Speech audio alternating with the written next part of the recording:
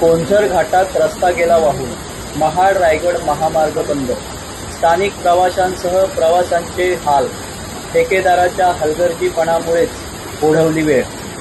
ऐतिहासिक महाड रायगड महामार्गावरील कोंझर घाटात मुसळधार पावसामुळे रस्त्याला मोठी भगदाड पडून रस्ताच वाहून गेला आहे। त्यामुळे किल्ले रायगड परिसरातील अनेक गावांमधील ग्रामस्थांचे तसेच किल्ले रायगडावर येणाऱ्या पर्यटकांचे मोठे हाल झाले आहेत।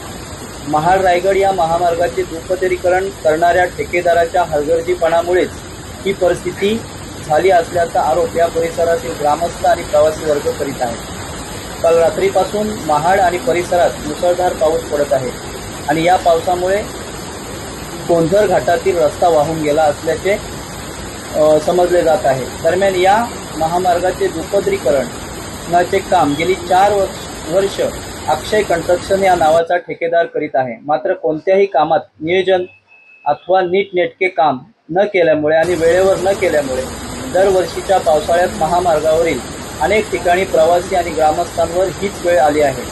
आता हा कोंझर घाटातील रस्ता वाहून गेल्यामुळे किल्ले रायगड परिसरातील गावातील ग्रामस्थांनी महाडला कसे यायचे, तसेच पर्यटकांनी किल्ले रायगडवर पोहोचून यायचे हा गंभीर प्रश्न निर्माण झाला आहे।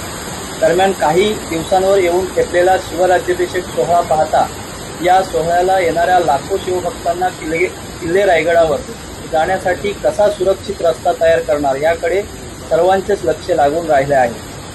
3-4 दिवसापूर्वीच खासदार सुनील तटकरे यांनी याच रायगड मार्गावरील लाडवली पुलाचे रखडलेल्या कामाची पाहणी करून या ठेकेदाराला नोटीस देऊन दंड ठोठावण्याचा आदेश दिला आहे।